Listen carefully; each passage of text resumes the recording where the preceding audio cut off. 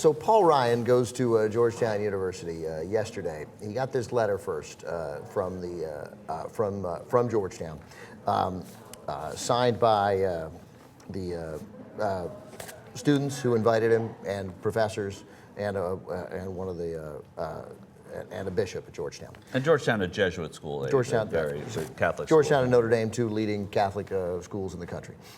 However, they say, we're wonderful to have you come, we're glad you're coming. However, we would be remiss in our duty to you and our students if we did not challenge your continuing misuse of Catholic teaching to defend a budget plan that decimates food programs for struggling families, radically weakens protections for the elderly and sick, and gives more tax breaks to the wealthiest few. In short, your budget appears to reflect the views of your favorite philosopher, Ayn Rand, rather than the gospel of Jesus Christ. Her call to selfishness and her antagonism toward religion are antithetical to the gospel values of compassion and love. So Paul Ryan has hit back over that. And among the things that he has hit back with was first saying that he's been criticized by the Catholic League of Bishops, and he points out that, hey, they don't speak for all Catholics. That was the first thing, the Conference of Bishops, excuse me.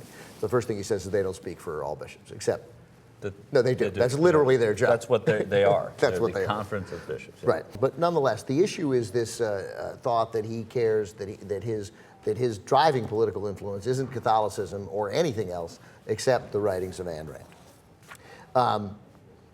To which Paul Ryan has said very clearly now, as there's a fight back article in the National Review, that no, not at all. In fact, Brian Bolduc wrote that these Rand-related slams, according to Ryan, are inaccurate, part of an effort on the left to paint him as a cold-hearted objectivist. Because that's a winning political philosophy, by the way, to paint someone as a cold-hearted objectivist. It resonates with Americans. They know instantly what that means. It's a bumper sticker is what it is. Yeah. And Ryan says here, I reject her philosophy.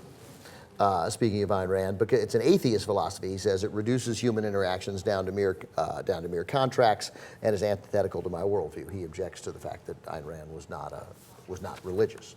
But it's the teachings about, it's oddly enough, the teachings on objectivism that had been the focus of Ryan's love for Rand and her sense of essentially, to break it down, and I'm not an expert on her, but pretty much look out for yourself.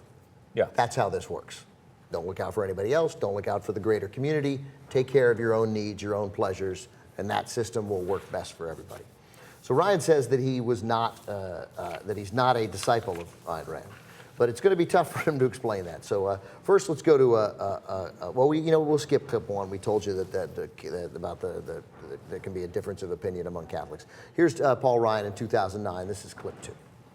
And I think a lot of people would observe that we are right now living in an Ayn Rand novel, metaphorically speaking.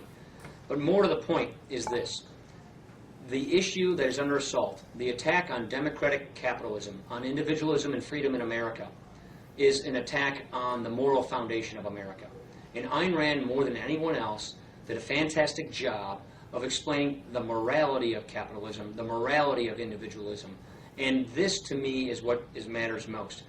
It is the morality of what is occurring right now and how it offends the morality of individuals working toward their own free will to produce, to achieve, to succeed, that is under attack. And it is that what I think Ayn Rand would be commenting on, which we need that kind of comment more and more than ever. Obviously, Ayn Rand means nothing to him.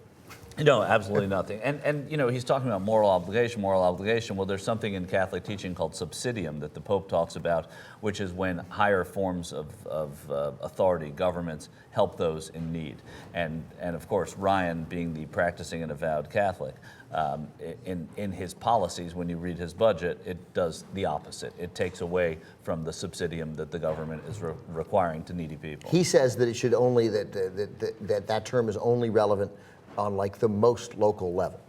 Like right. That maybe the person sort of running that, the alderman, could look out for a couple people in his district, but beyond that, it shouldn't be the state government. Right, exactly. It shouldn't be the state government. It shouldn't be the county government, not the state government. God forbid that it should be the federal government. Once you run for federal office, you have relinquished your obligation to help people. To help anyone. Right. Right, that's it.